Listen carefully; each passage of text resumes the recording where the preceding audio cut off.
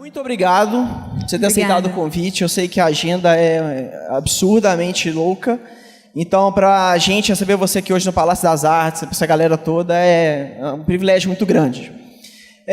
Eu queria começar perguntando para você como que foi o início. Porque, assim, hoje as pessoas olham e vê o sucesso internacional e tudo mais, e as pessoas sabem que tem uma trajetória, né? Mas como que foi o inicinho mesmo lá? Até antes de você decidir, talvez, que queria ser uma cantora, se é que em algum momento você pensava em ser outra coisa. Não, eu já nasci com essa vontade de ser cantora desde bebê, já falava isso, já tinha essa convicção. Antes, eu não me especializei em artes, né? Eu tinha muita vontade de fazer isso, mas eu tive uma infância... Eu vim de um lugar muito humilde, então meu pai não apoiava muito essa coisa de estudar artes. E eu estudei administração. Então, fiquei 3 anos fazendo administração no curso preparatório. Terminei um curso técnico de administração e depois fui fazer estágio na Vale do Rio Doce. Então, lá eu comecei a conviver um pouco com a vida, com tudo que eu tinha aprendido, né, de administração. Eu comecei a me conhecer nesse lado. Só que eu não era 100% feliz porque eu sempre quis muito fazer o que eu faço hoje. Então eu comecei pela porta que me abriu. Eu sempre fui muito eclética, embora as pessoas achem que eu só gosto de funk, só escuto funk. Não, eu não escuto só o que eu faço. Mas o funk foi a primeira oportunidade que me apareceu. E eu já amava, já gostava muito. E acabei agarrando essa primeira oportunidade que... de longe, para qualquer outra pessoa da minha família ou amigos que eu tivesse contado, todo mundo pensou que era uma oportunidade quase que não era uma, né, por tão pequena e tão simples que parecia, mas eu fiquei insistindo até acontecer o que eu queria que acontecesse. Muito bom. Eu fico pensando, assim, você sempre queria cantar e ser artista e tudo mais, mas quando você trabalhava na mineradora, teve alguma coisa específica que aconteceu ou que em algum momento que você falou, agora eu vou apostar nisso? Então, eu tenho uma funcionária, uma colaboradora minha, que fala que eu não dou ponto sem nó. E eu tenho um pouquinho disso, sim. Quer dizer, eu tenho muito disso. Eu sempre gostei muito de dançar, eu ia para muitas festas, eu era nova, mas eu já adorava sair para dançar. E lá eu conheci, no Rio de Janeiro, tinha uma empresa ainda existe, de funk, chama Furacão 2000. E essa empresa tinha um programa de televisão, e tinha alguns artistas que cantavam funk, assim. E eu ia para essas festas que eles promoviam. Daí eu comecei a ver que tinha uma câmera lá e falei, vou ficar amiga dessa galera, né? Porque assim, se eu fosse pensar nos meios que eu tinha ali, que eu conhecia e que eu tinha nas minhas mãos perto de mim, para fazer eu chegar onde eu queria chegar artisticamente, esquece, os meios convencionais eu jamais ia encontrar. Então o que eu fiz foi encontrar uma outra maneira. Nessa época eu já era estagiária na Vale do Rio Doce, e coloquei um vídeo, depois eu fiquei amiga de todo mundo lá dessa empresa, e coloquei um vídeo cantando na internet, dançando a música da apresentadora do programa, que é um programa local. Então essa galera viu, começou um burburinho, e com isso eu fui lá, todo santo dia enchendo o saco deles, e realmente enchendo de verdade, até eu conseguir... ter uma música, lançar essa música. E daí eu ia para lá, mesmo que fosse para não fazer nada. Eu ia para lá assistir os outros trabalharem, assistir os cantores fazerem música, assistir o produtor trabalhar, assistir a menina vendendo show. Eu só pedia, eu entrava, falava, posso ficar aqui sentada? E passava o dia inteiro só observando. E assim eu fui aprendendo um pouco de como funcionava esse meio que eu estava entrando. Daí eu continuei na Vale, em paralelo eu fazia alguns bailes, algumas festas de funk, e eu tinha um número fake, um e-mail fake de uma empresária X, de um empresário X, que eu falava que era o meu irmão, mas era eu, da Anitta, e ia fechando os negócios e fazendo tudo, bem aprendendo comigo mesma e olhando muito, observando muito como os outros faziam. Eu sempre fui muito curiosa, então eu perguntava muito, o que tá fazendo aqui? Por que isso? Por que aquilo? Então, fui aprendendo ali no meio de campo. Depois disso, eu tive que tomar uma decisão, porque eu fiquei um ano na Vale, e eles iriam me efetivar. Eu tinha 17 anos, ia fazer 18 assim que a gente começasse o novo contrato. Nesse momento, eu já estava treinando novos funcionários, e eu cheguei no dia de assinar a efetivação, o meu contrato de verdade, né? Não só como estagiária, e eu desisti bem no dia de assinar. Eu falei, porque eles perguntaram, mas como vai ser, você está cantando, porque eu já cantava um pouco, e ele falou, como vai ser, você está cantando agora, como vai ser para você se dedicar aqui na empresa? E eu falei, não vai ser legal. E saí e resolvi tentar a carreira de cantora sozinha, sem uma segurança por trás, né? Legal, acho que muita gente acaba passando por isso aqui. Tem muitos empreendedores de primeira viagem aqui nessa plateia. É um mercado muito novo, né, que a gente trabalha aqui. E tem sempre esses pontos assim, de decisão, né? Mas dessa época que você trabalhou ainda na Vale, que tipo de aprendizado você teve que você usa até hoje, assim, seja na carreira musical ou como empresária hoje? Eu aprendi muito como empresária, obviamente, e eu aprendi muito, mas sem saber. Eu aprendi muito sobre o que é você ser um chefe. Porque eu não era uma chefe, mas eu tinha uma. Então, eu convivia entre os funcionários e, ao mesmo tempo, como eu era estagiária, era meio que café com leite, né? Eu conseguia estar por dentro de tudo que estava acontecendo, mas não fazia parte da situação por ser uma estagiária, ainda não ser levada a sério como uma efetiva do escritório. Então, eu aprendi muito hoje, muitas coisas que eu vivi na Vale, eu levo hoje para a minha carreira na hora de comandar a minha equipe, de ser uma líder, assim, muitas coisas que eu ouvia os funcionários falarem, os outros amigos de trabalho, que na época, quando você é o líder, quando você é o chefe, você não vai escutar. Quando você está entre os colaboradores, é que você entende a forma deles de pensar. Então, hoje, para me comunicar com as pessoas que trabalham comigo, eu sempre faço um exercício de lembrar a mim mesma como foi essa minha época, para eu lembrar como é a posição de quem está ali subordinado. Não que isso seja uma coisa menor, muito pelo contrário, mas você precisa entender como a pessoa te enxerga, como você pode fazer com que aquela pessoa se sinta parte da sua equipe, como que ela se sinta parte de um todo e não só mais uma pessoa que está ali trabalhando e fazendo o que tem que fazer e ganhando seu dinheiro e indo embora.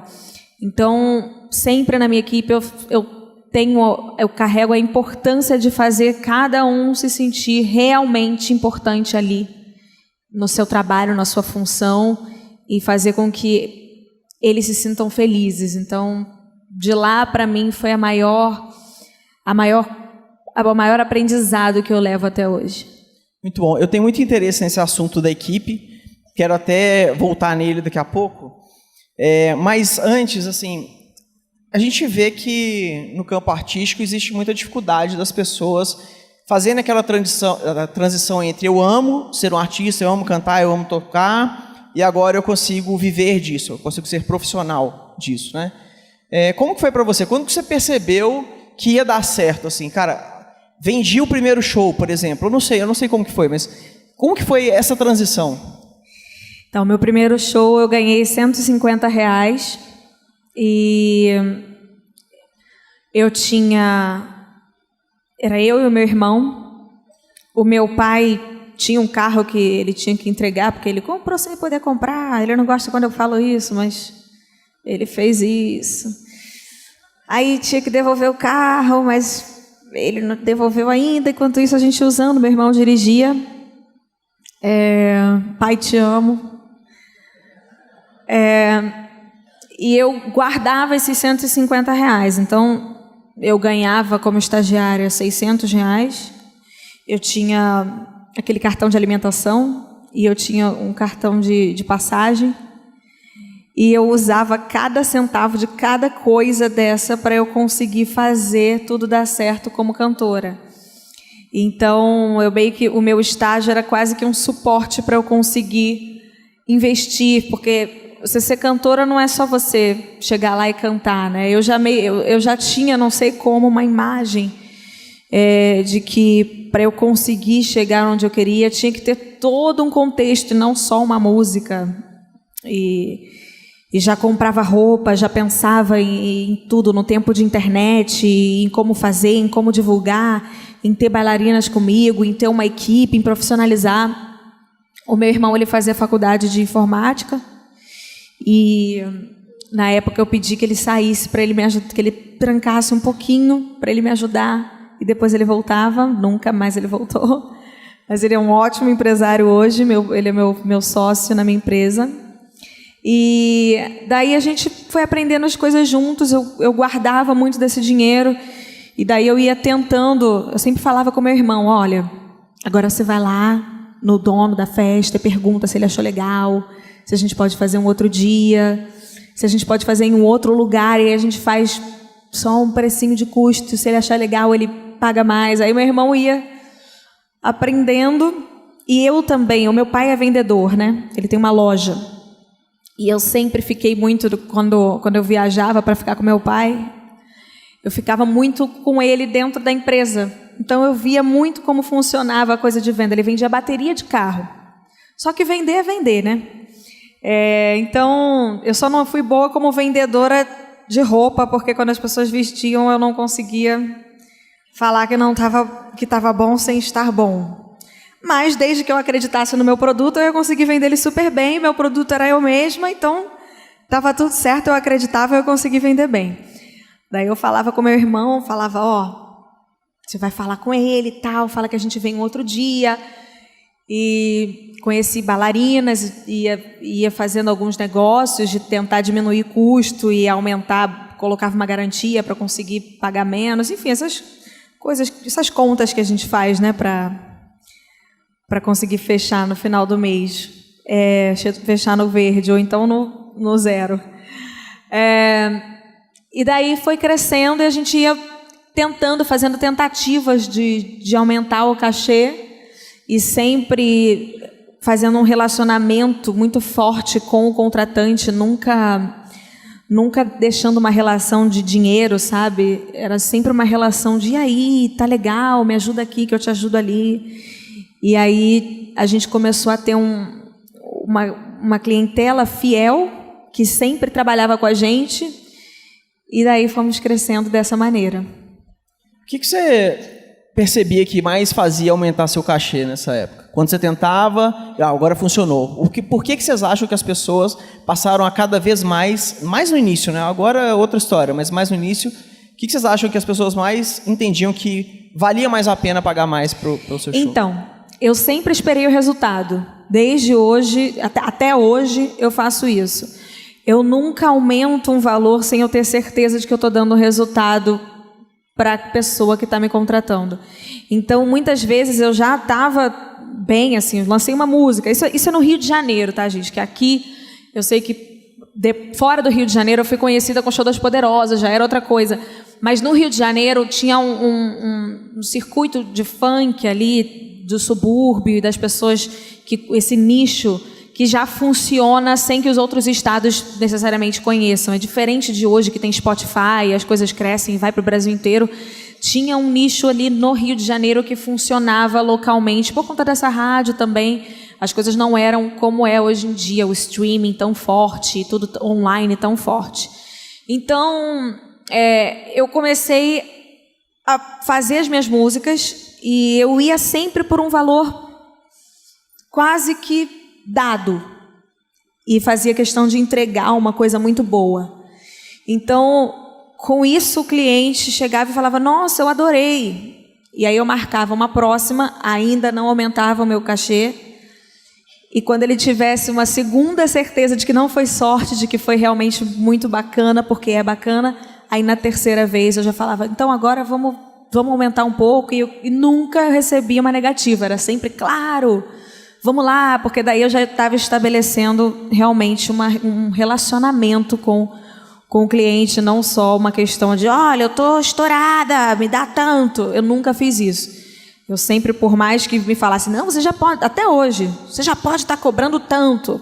Eu não gosto. Eu gosto de primeiro dar o resultado para depois eu cobrar o que eu acho justo. Primeiro gera o máximo de valor possível, depois tenta capturar um pouquinho de valor. É que eu acho que assim você cria um relacionamento, sabe? Eu acho que você cria uma história e não só... Eu gosto muito de me relacionar com os meus clientes, não só de show, mas de marcas, enfim, de quem vai trabalhar comigo.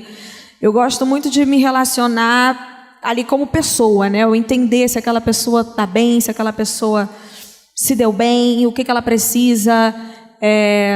Eventos, principalmente, é uma coisa que depende muito do dia. De uma chuva pode acabar com uma noite de uma pessoa, né? Se você marca um evento num lugar aberto e chove, você pode acabar com todo o seu planejamento. Então, isso tudo eu tento colocar na ponta do lápis e entender como eu vou fazer melhor para esse parceiro se dar bem também. Porque, por mais que eu trabalhe muito bem, por mais que eu faça as minhas coisas que eu acredito ser muito certinha, eu acho que ninguém sabe o dia de amanhã, né?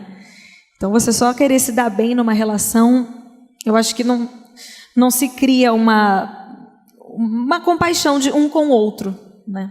Legal.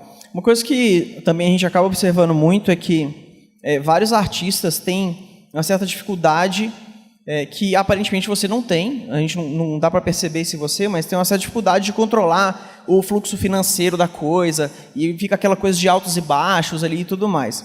E eu acredito que isso possa ter a ver com o curso de administração que você fez lá atrás, mas pode ser que tenha outras coisas aí também.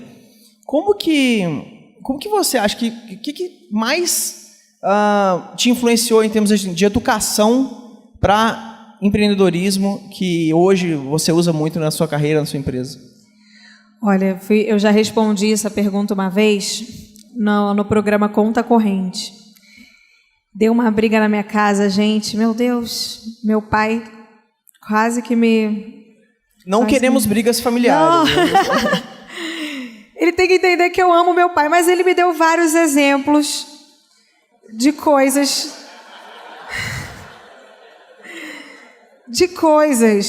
que não devem ser feitas, às vezes.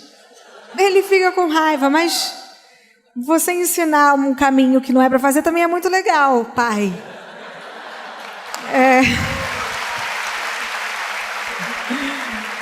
Ele quis me matar, mas tá tudo certo, ele não vai fazer isso.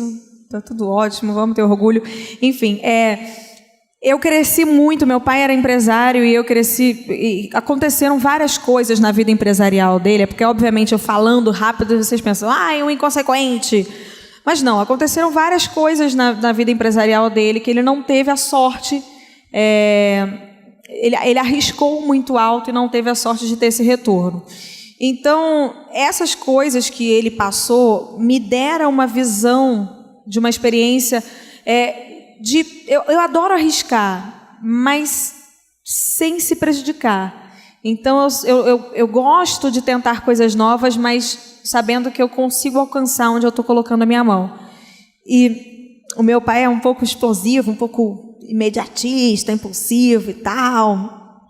Então, eu sempre me enxerguei muito isso e por medo de dar errado daquela maneira, eu fui tentando ser o mais cautelosa possível. O que não significa... É muito difícil, às vezes, as pessoas me entenderem, porque eu sou meio 8 e 80. Eu não sou 8 ou 80, eu sou os dois ao mesmo tempo. Eu sou muito cuidadosa, mas eu sou muito pé no acelerador. mas eu gosto de ter pessoas na minha equipe que façam um contraponto comigo.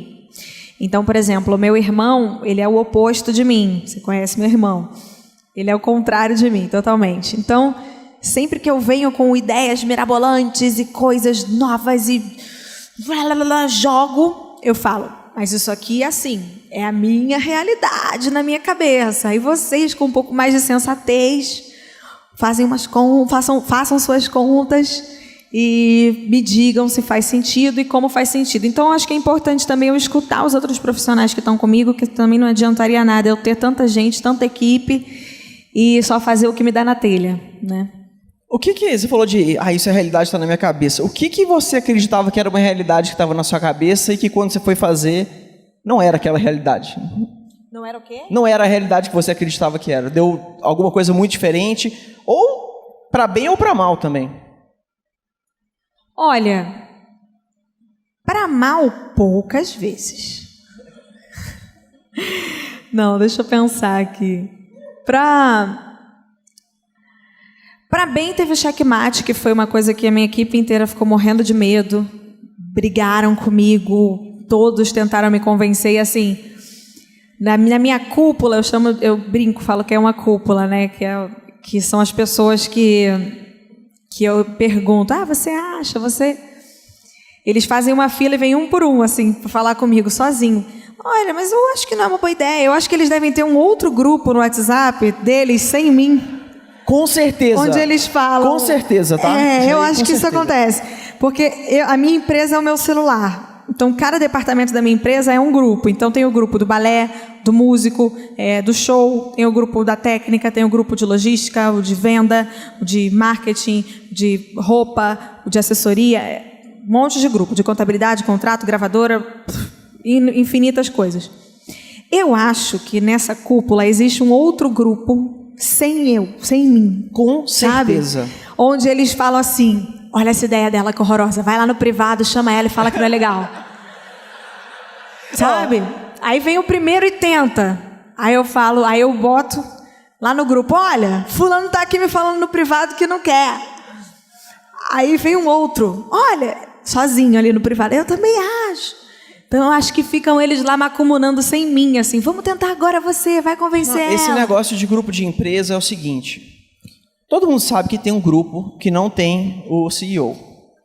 Só que, em algum momento, esse grupo acaba precisando do CEO. Aí eles botam o CEO no grupo. Aí tem tipo um diálogo de 3 linhas e depois o grupo nunca mais fala nada.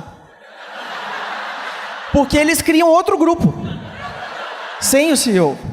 Então, no meu caso, eu acho que é realmente esse grupo paralelo, onde eles vão debatendo tudo que eu estou jogando no grupo real, que eu conheço, que eu tenho ciência. Eu acho que eles nem imaginam que eu desconfio disso, mas sim, eu não sou idiota. Com certeza vocês têm isso. Que vocês... Eu também não, hein? Só avisando os troopers aí. Sempre alguém vem falar comigo como quem não quer nada, logo depois de eu jogar uma ideia mirabolante. Mas eu estava pensando aqui... Não estava pensando sozinho, né? Estava falando com os outros. Claro. O checkmate foi isso, foi um desses casos onde eu estava no estúdio, era para ser o clipe de Vai Malandra, não era para ser todo o projeto de checkmate, mas eu estava no estúdio fazendo música com os gringos aqui no Brasil e de repente comecei a enxergar o projeto na minha cabeça, assim, eu tenho o criativo, de vez em quando é muito louco, eu vou dormir e acordo cheia de ideia. Então, comecei a enxergar na minha cabeça, ouvindo aquelas músicas, todas as ideias. Mandei para eles, faltava só 1 mês para o início da loucura que eu tinha inventado. Então, eles falaram, olha, 1 mês não dá para a gente criar e capitalizar para um projeto desse tamanho, e etc. E uma briga imensa. E escutei todo mundo, óbvio, mas no final falei, dessa vez vai ser do jeito que eu quero. E foi... E eles foram indo atrás de mim, assim, desesperados, falando que eu era louca. E no final de tudo, a gente teve resultados que a gente nunca imaginou que a gente fosse ter. A primeira música que eu lancei em espanhol tem 1 ano e 3 meses. 1 ano e alguns meses, não lembro direito.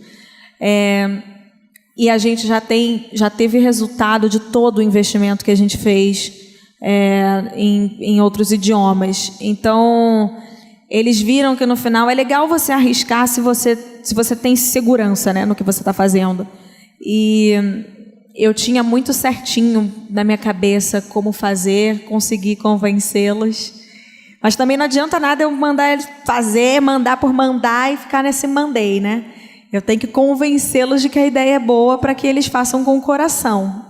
Então, no final de tudo, eles acreditaram em mim, estavam super empolgados e deu tudo certo. Obrigada. Muito bom. Anitta, você falou agora da primeira música que foi lançada em espanhol e tudo. A gente também passa por um momento de internacionalização. Eu até falei com você agora lá atrás.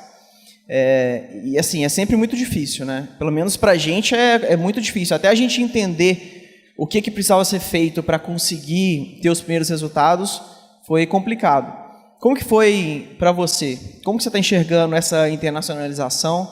Imagino que você tem vários tipos de desafios que são parecidos com os nossos também. O que você me conta disso aí? Então, isso para mim foi a maior dificuldade da minha carreira, a coisa mais difícil que eu já fiz. E em dado momento eu realmente achei que eu não fosse conseguir. A gente tem que pensar o seguinte, para todo mundo que conversa comigo, que quer internacionalizar ou a sua carreira ou a sua marca. Infelizmente, a gente vive num mundo competitivo. Muita gente... E a gente tem uma preciosidade, o nosso país é uma preciosidade que o próprio brasileiro não dá o devido valor, mas não tem noção de como nós somos valiosos. Nós somos muitos, nós temos números impressionantes, nós temos resultados inacreditáveis. Se você compara com números e resultados de qualquer produto ou artista fora do Brasil que não tenha o mercado brasileiro, serão números iguais, por mais que tenham todos os mercados. Se não tiver o brasileiro, não consegue se equiparar ao maior produto brasileiro. Nós temos números imensos, resultados imensos, e muitas vezes essa vontade de se internacionalizar, principalmente se você entende que internacionalizar, se você não entende que internacionalizar é só para você ter algo a mais para você mesmo, para a sua realização, e não de preciosidade, porque o que nós temos é muito valioso já. E lá fora tem gente que se mata para conseguir ter o que nós temos aqui dentro, o que um grande produto tem aqui dentro em resultados, que são os nossos números, que é o nosso público, que é ganhar a nossa audiência e o nosso gosto, né? E muita gente vai se aproveitar disso, dessa falsa ilusão de que só lá fora que é legal, para justamente usar o que a gente tem de bacana, que são os nossos resultados, o nosso know-how de como ter o nosso público brasileiro, que é um público muito difícil de ser agradado, mas também muito fiel e muito, muito forte, e não vai fazer a parte deles lá fora. Então, sempre que você entra numa negociação ou você entra numa reunião lá fora, você tem muito que pensar com a cabeça de quem está ali falando com você, sabe? E se eu fosse essa pessoa? Por que é interessante para ela estar comigo? E se você não conseguir responder essa pergunta, se a única maneira de você responder essa pergunta for porque daí ela consegue, em troca, ter o que eu tenho aqui, é um caminho perigoso. Não, com certeza. E até com aquela conversa que a gente teve, uma coisa que ficou clara para mim independente de todo o sucesso que existe, vai começar num mercado novo, você começa menor e vai aos poucos e vai para o campo de batalha, de verdade. Sim, né? Eu acho que uma coisa que é preciso ter em mente também é que quando você começa em outro mercado, você tem que entender que você começou do zero de novo. Você não pode querer chegar em outro mercado, em outro país que tem outra cultura, com a mesma forma de trabalhar, com as mesmas estratégias e o mesmo pensamento e posicionamento que você tem no mercado que você já conquistou. Não. Você tem que regredir, voltar a tudo que você fez e começar do zero exatamente da maneira que você fez no seu início. Isso é bem cansativo. Eu acho que essa é a parte difícil assim para as pessoas de você já estar aqui em dado lugar, mas quando você está em outro lugar, você tem que se colocar onde você está e entender que não, que é menos, que é pequeno. E muitas vezes a minha própria equipe ficava assim para mim, principalmente as pessoas que já trabalharam com artistas internacionais ficavam, não, mas olha quem você é, você vai fazer isso. E eu falava, olha quem eu sou, onde eu tô, quem eu sou, aonde estamos agora. Então a gente tem que se portar como tal. E isso acabava fazendo a diferença assim um pouco, tanto de quem vem de lá para cá, que quando vem quer chegar com o status que tem lá fora e, na verdade, tem que começar com o status que está no território que você quer, como o contrário também, quando você sai daqui para ir para lá. Muito bom, acredito muito nisso também, falei um pouco disso aqui no início do evento. Agora, vamos falar um pouquinho da equipe, né? É óbvio que não dá para fazer o que você fez ao longo dos anos sozinho. Eu queria entender como que foi o início da construção da equipe. Eu sei que o Renan trabalha com você desde o início, acredito, mas depois veio mais pessoas. Como que você foi selecionando essas pessoas no início? E depois eu vou te fazer eu queria que você respondesse como que você seleciona hoje, se mudou alguma coisa. Não mudou em nada a maneira com a qual eu seleciono as pessoas que trabalham comigo.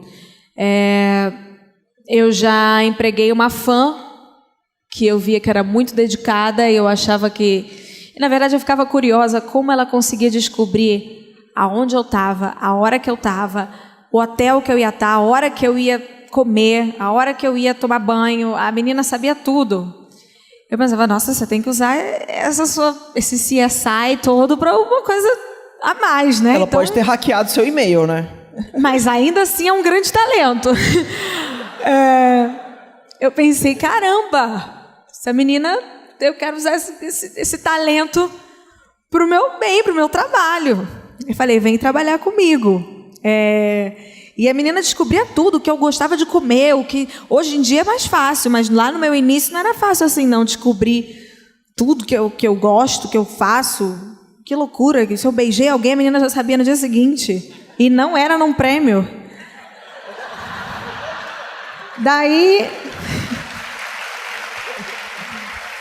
Daí eu chamei ela para trabalhar comigo e fui qualificando essa pessoa. E até hoje eu faço da mesma maneira.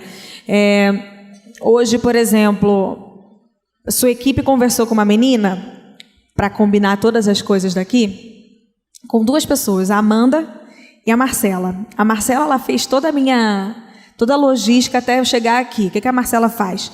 Ela cuida desde da pessoa que vai vir botar a minha roupa até o piloto do avião que me trouxe para cá. Tudo isso ela que cuida. E ela era minha stylist no início de tudo. Ela foi a minha primeira stylist. Ela trabalhou comigo no meu primeiro videoclipe, quando eu só tinha 12 mil reais para gravar um clipe. E, gente, o clipe custa muito mais que isso. 12 mil reais hoje em dia, para um clipe de verdade. O clipe é uma coisa muito cara. Ela conseguiu, ela me ajudou tanto, ela fez milagre nesse clipe para mim. E eu guardei aquilo na cabeça. Depois eu não cuidei. Houve um momento em que eu não gerenciava mais a minha carreira, então ela não trabalhava mais comigo, não era eu que escolhia a minha equipe. Mas fiquei na cabeça com aquela memória de que ela trabalhava muito, de que ela me ajudou em coisas que ela nem entendia. Daí eu nunca perco contato com essas pessoas. Mandei uma mensagem para saber como ela estava e ela falou, tô sem trabalhar. Então eu falei, vem trabalhar comigo. Ela, no quê? Eu falei, você vai descobrir quando você chegar aqui. E ela está adorando, se identificou, foi aprendendo e está super bem. A Amanda, que é a minha produtora pessoal, que viaja comigo e está em tudo quanto é lugar, ela era minha bailarina. E eu comecei, um belo dia eu estava gravando, assim, eu estava precisando muito de uma produtora, porque a gente começou com essa coisa do internacional a vir muito trabalho e eu tive que colocá-la no escritório. Então não tinha mais pessoa para ficar comigo. De repente eu estava dançando, olhei para a menina e falei: vem fazer um negócio aqui comigo. E ela agora é minha produtora e trabalha. Então eu não tenho muito isso de esperar, de procurar alguém qualificado especificamente naquilo, a não ser que seja um advogado, obviamente. Até a pessoa que cuidava para mim antes da parte de direito autoral e etc., ela era advogada, mas não era especializada nisso. Então, só se especializou nessa área, mas eu sempre procuro ver alguém que eu veja o potencial. E não a graduação, o diploma e etc., né? Obviamente, dependendo da área, se eu estou no financeiro, se eu estou, né, na parte de contratos, eu vou, obviamente, precisar de uma pessoa especializada, mas eu tento sempre procurar alguém que eu veja que as características de trabalho, de força de vontade, de dedicação, combinam com o que eu gosto. E aí, aprender, isso acaba virando de menos se a pessoa é dedicada. E qual que é o tamanho da equipe hoje? Como que funciona a empresa? Hoje, diretamente, eu tenho aproximadamente 50 pessoas, diretamente. Mas indiretamente, 200. São muitos fornecedores. É incontável. Não, isso aí indiretamente eu estou falando de terceirizados sem ser fornecedores, assim, assessores, porque eu tenho alguns setores que eu terceirizo, por exemplo. O meu vendedor é meu vendedor, ele trabalha dentro do meu escritório. A minha assessoria de imprensa, não, é terceirizada. Então, indiretamente, tem as pessoas que trabalham para essa assessoria que trabalham comigo. Então, indiretamente, é um número infinito de pessoas, mas ali, direto, que fala comigo todo dia, quase todo dia, umas 50 pessoas. Legal. Vamos falar um pouco dos conteúdos, né, que se produzem em mídias sociais, coisas do tipo, que é um sucesso absoluto também, né? Um Instagram gigantesco, todos os clipes sempre bombam. Como que é, assim, essa dinâmica sua de produzir os conteúdos, né? Tem alguém que fica por conta disso, tira as fotos e isso tem uma equipe que seleciona e você aprova? Como que é o dia a dia dessa produção de conteúdo sua? Então, como eu falei, eu resolvo tudo pelo celular, tudo. Eu tenho um grupo de cada tema que se relaciona ao meu trabalho. Até, às vezes são as mesmas pessoas, mas para os assuntos não ficarem paralelos e perdidos, a gente guarda um grupo para cada tema, para que a gente não se perca. Porque, obviamente, como eu sou o produto que a gente vende, eu não consigo fisicamente estar lá para coordenar toda a operação em pessoa. Então, o que eu faço é estar no meu telefone e, se todo mundo estiver ali conectado e ligado, vai conseguir saber, acompanhar exatamente o que está acontecendo no processo. Sobre mídias sociais, eu batalhei muito para chegar na fórmula que eu tenho hoje. Antes eu tinha uma pessoa que trabalhava só para mim, mas depois que virou outros países, outros tamanhos, eu realmente precisei ter uma empresa. E antes eu ficava batendo muita cabeça, porque eu ia em empresas grandes, empresas já muito conhecidas, ou nomeadas, ou boas, ou enfim. E eu resolvi chamar uma amiga minha, ela está até aqui hoje, ela mora aqui. Ela tem uma empresa, ela acabou de abrir uma empresa sobre isso, e eu já tinha trabalhado com ela antes, eu sei o quanto ela é dedicada, o quanto ela é esforçada e batalhadora. Eu pensei, bom, não tem como essa empresa dela dar errado, porque ela é muito, muito competente. E ela nem era especificamente dessa área, mas resolveu atuar nessa área. Eu falei, vamos comigo, vamos fazer. E agora estamos aí numa linha perfeita que a gente encontrou de trabalho, onde a gente se fala sempre diariamente e a gente manda os conteúdos, assim, eu sempre vou planejando. Às vezes eu falo para a galera, pensa em alguma coisa, me dê alguma ideia do que você acha que pode ser feito, e se vir alguma ideia legal, eu abraço sem problema. E às vezes eu simplesmente falo, olha, eu quero fazer isso, isso e isso, gravem, eu quero que seja assim, quero que seja assado, mando um áudio explicando o grosso, né, o bruto da minha ideia, e depois eles vão detalhando para mim, assim, então se eu fizer assim, assim, assim, assado, e eu vou aprovando, e eles vão me mandando. A gente já tem meio que uma dinâmica, né? Por exemplo, fã-clube, a parte que seria o de atendimento, né? São diretamente pessoas que entendem disso, que estão em contato todos os dias com os fãs, com cada presidente, com cada pessoa que entende, eles estão lá lendo o que cada fã está falando. Então, cada pessoa, cada departamento que trabalha comigo, tanto em mídia social quanto de imagem, está muito ligado diretamente comigo e com o público, especificamente na área que vai trabalhar. Muito legal. Como que é o processo criativo para você chegar numa música nova? Porque eu acho que artista tem isso de uma forma talvez mais aguçada do que a maior parte das pessoas. Mas será que é um dom? Ou será que foi algo que você foi aprimorando de alguma forma? Eu acho que a prática quando se você já começa, eu falo muito com as pessoas que entram na nossa equipe, eu falo, durante esse início, só senta e observa. Observa, preste atenção, que com a prática, à medida que você vai olhando e entendendo a forma de raciocínio e entendendo os caminhos, você vai treinando o seu próprio cérebro, a sua própria cabeça a pensar da maneira que o trabalho precisa. Para criar uma nova música, hoje em dia, eu não penso só na música, né? Eu penso em tudo que vem o contexto. O momento da minha carreira, porque quando você chega num nível em algum tamanho do seu trabalho, você tem que entender o que você atinge. E às vezes não é só aquilo que é o principal, né, do seu trabalho, a música, a dança, o público, a noite, não. Quando você chega num determinado tamanho, você acaba atingindo tudo que está em volta. Então, hoje em dia, para lançar alguma música, a gente pensa no meu momento atual, no momento do país, em como as pessoas estão fazendo, estão consumindo no momento, a estação do ano, que tem isso, né? Verão, inverno, muda um pouco o tipo de coisa que cada pessoa faz, então o entretenimento muda, então a música lançada tem que mudar também.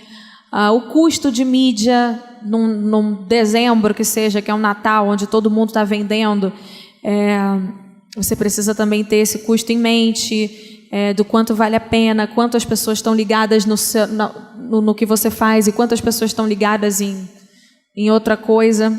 Então, você tem que fazer todo um estudo para chegar nessa música. Não é simplesmente, tive uma ideia aqui de uma música e vai. Não, tem que pensar em todo um contexto. Você chega a se basear em algum tipo de dados ou de histórico dos números que você tem? Porque hoje, eu não entendo necessariamente muito do mercado de música, mas eu vejo que a coisa mudou bastante, né? Então, hoje, você tem um feedback quase que instantâneo se uma música deu certo ou não, pelo número de plays que tem no Spotify, ou pelo número de views do YouTube, né? Quando o clipe vai. Então, você já chegou a criar alguma música ou fazer alguma estratégia baseada nesses dados assim? Sim, e já desfiz também. É muito mais fácil quando a música é minha, porque existe na coisa da música, é como se fosse um documento. Então, se eu estou cantando com o JP, a gente tem que decidir se essa música é minha ou se essa música é do JP. Se a gente decide que é dele, quem vai cuidar do planejamento, orçamento, investimento, de tudo, vai ser a sua galera, baseado no que você precisa, baseado no seu planejamento de carreira. E eu vou acompanhando, dançando conforme o seu ritmo. Se a gente decide que é minha, aí é o contrário. Aí eu é que vou planejar, eu é que vou fazer os investimentos, eu é que vou fazer todo o estudo de como a gente vai fazer o lançamento, planejamento, etc. Então, isso tudo é feito baseado na minha carreira e aí a pessoa que está comigo me acompanha. Já houve casos onde eu tinha tudo preparado para um lançamento meu e a gente preparou 3 meses antes e a música, logo um mês antes, lançaram uma música com um tema similar. E aí, essa música, a gente cancelou tudo, já tinha investido, já tinha feito de tudo. Mas ninguém nunca vai ver essa música mais? Lança no Fire! Ai, não sei. Tem clipe também que isso já aconteceu com clipe também. Isso já aconteceu com música, com uma coisa que nem tinha a ver com tema, tinha a ver com um estilo. Quando a música estava pronta, estava super atual, super ok. E depois eu fui reparando uma mudança na sonoridade das coisas que as pessoas estavam ouvindo, e eu pensei, essa música não vai dar certo. Só que a música não era minha. Então, e eu não volto atrás das coisas que eu dou a palavra. Se eu dou a palavra, eu dou a palavra. Aí eu falei, mas eu já tinha meio que uma certeza que não ia rolar, e não rolou, mas é que você tem que também... É porque a minha equipe é muito... Eles já se acostumaram com o meu jeito. Se eu cismar... Eu tenho um clipe pronto agora. Se eu cismar que eu vou lançar amanhã, vai todo mundo enlouquecer, mas eles vão me acompanhar. E eu tenho um planejamento pro mês que vem. Se eu cismar que é para cancelar, eles vão dar o jeito deles e vão cancelar. Porque eles já entenderam que eu sou do meu feeling, sabe? Se eu sinto um feeling de alguma coisa que é para fazer agora, tem dado certo dessa maneira, então eles já me entendem. Mas não é toda a equipe que é assim. Isso depende muito de como funciona. É como se fosse uma família, né? Cada um sabe como funciona fazer a sua festa na sua casa, como que vai funcionar melhor para cada um. E a minha equipe sabe que comigo, às vezes eu posso simplesmente acordar e todo mundo vai estar surpreso, uma tempestade, vai ter que sair todo mundo correndo. Então eles já estão acostumados. Legal, chegaram algumas perguntas através da nossa rede social. Eu vou ler aqui a pergunta do Fábio Costa. Qual foi seu maior erro e o que você aprendeu com ele para dar a volta por cima? Nossa, já errei muitas vezes, mas é sempre muito bom. Eu sempre sofro os meus erros. Quando eu erro, eu não erro. Quando eu erro, eu faço bem feito, assim, é um errão. Assim, para deixar marcado. Então, todas as vezes que eu errei foi muito doloroso para mim. Muito. Doeu em todas as partes. Na cabeça, no coração, no bolso. Mas eu aprendo a como não fazer. Então, eu sempre erro e já pego como aprendizado para que não aconteça de novo. Eu acho que o maior erro até hoje foi eu ter medo de algumas coisas. Não parece, né? Parece que eu sou super destemida, mas eu já tive medo de algumas coisas, de me colocar algumas vezes no que eu precisava fazer, por medo das consequências, e as consequências foram tão piores. E passei anos e anos e anos sofrendo as consequências por medo. Então, hoje eu já aprendi não é que a gente não tem que ter medo de nada, a gente tem que ser consciente, mas às vezes a gente não pode, a gente tem que ter coragem, né, de fazer as coisas. Legal. O Eduardo Machado perguntou qual estratégia de marketing digital trouxe mais resultados para você até hoje? Cara, essa coisa de estratégia, sempre as pessoas me perguntam, né? O que é agora? Como você me perguntou. Agora é um momento de single, agora só se lança single, né? Agora só se faz isso. E não existe isso. Existe o que é melhor para você nesse momento. Porque o que é melhor para mim agora, eu com os números que eu tenho, com o alcance que eu tenho, com quantidade de pessoas e países que eu falo, não vai ser a mesma estratégia que é boa para mim nesse momento, não é boa para uma pessoa que está começando agora e que tem um outro tipo de público. Então, cada caso é um caso de verdade, e as suas estratégias têm que mudar conforme a sua carreira muda, conforme o seu produto muda. Não adianta só porque deu muito certo você fazer na última vez a estratégia digital X, atacar pelo YouTube. Então você toda vez vai fazer isso. Não. Primeiro que ser previsível é a coisa que a internet não perdoa. Então se você usa uma estratégia e na próxima vez você previsivelmente usa uma estratégia igual ou parecida, você não vai conseguir resultados maiores, você vai conseguir resultados parecidos, às vezes até menores. Então, a gente sempre está procurando fazer novas estratégias, sempre tentar pensar em uma coisa que a gente ainda não fez, e se a gente for fazer algo que já foi feito, a gente tenta buscar algo de anos e anos atrás, que a gente tente fazer dar certo agora. Seja qual for, se eu fosse tentar fazer desse ano, ainda veio muita gente, vamos fazer o checkmate de novo, então. Eu falei que não vai dar certo fazer de novo. Tem coisas que só funcionam ali, naquele momento. Deu certo pelo ineditismo, por como aquilo era imprevisível, era novo, era diferente. E pronto, fechou esse ciclo, você tem que pensar em uma nova ideia. Então, eu costumo dizer muito para minha equipe que não existe uma fórmula do bolo. Não é porque deu certo com o produto X que vai dar certo para a gente. Nós temos públicos diferentes, cada marca, e é muito legal você especificar muito bem quem é você, para que você cada vez melhor saiba qual estratégia vai dar certo e qual estratégia não vai. E às vezes já arrisquei em coisas menores, em estratégias que eu não tinha tanta certeza, só para ver o resultado. Em algumas vezes deu errado, em algumas vezes deu muito certo, mas nunca coloquei coisas muito grandes no risco. Legal. Bom, nosso tempo parece que acabou.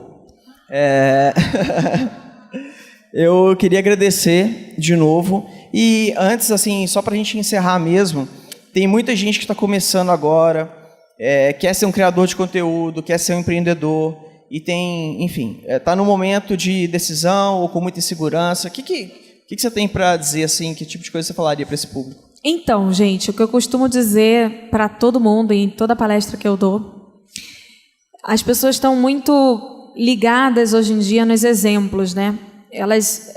A gente costuma projetar o nosso futuro e as nossas metas comparando muito com exemplos de coisas que já existem.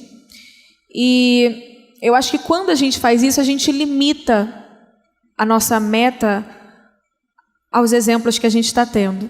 Então, sempre que eu vou fazer alguma coisa, eu nunca busco um caminho que alguém já tenha feito, ou um caminho que todo mundo saiba que já está dando certo, ou vejo o trabalho de outra pessoa para comparar e saber se o meu pode. Não.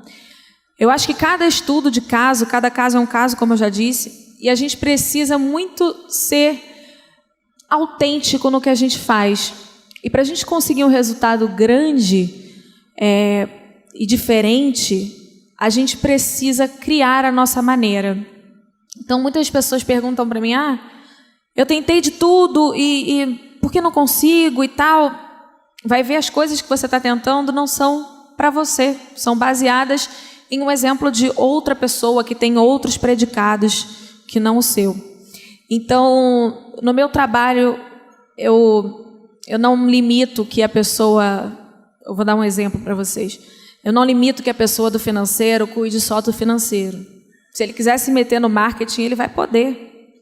E se ele der uma ideia brilhante, ele vai seguir lá até a hora que ele quiser. Eu acho que a gente vai até onde a gente quer. Então, não pensem vocês se para vocês... Eu também sempre dou esse exemplo. Se para vocês querem chegar até a porta de saída e existe esse caminho. E aí você pensa, e se acabar esse caminho, o que você faz? Você escala a parede, você cava um buraco, você cria asa, vai voando, Então, isso é o que eu costumo fazer no meu trabalho. Muitas vezes a gente se depara com coisas que a gente quer conquistar e não sabe por onde começar. E às vezes a gente tem que começar pela coisa mais simples, acreditando que aquilo vai dar certo, onde a gente nem imagina. Mas eu nem imagino que fazer um almoço na minha casa para minha mãe pode resultar no... Às vezes pode. Então, tentem criar saídas para as metas de vocês nas coisas mais simples, nas coisas que vocês nunca imaginaram que pudesse dar um caminho para vocês. É isso. É isso aí, pessoal.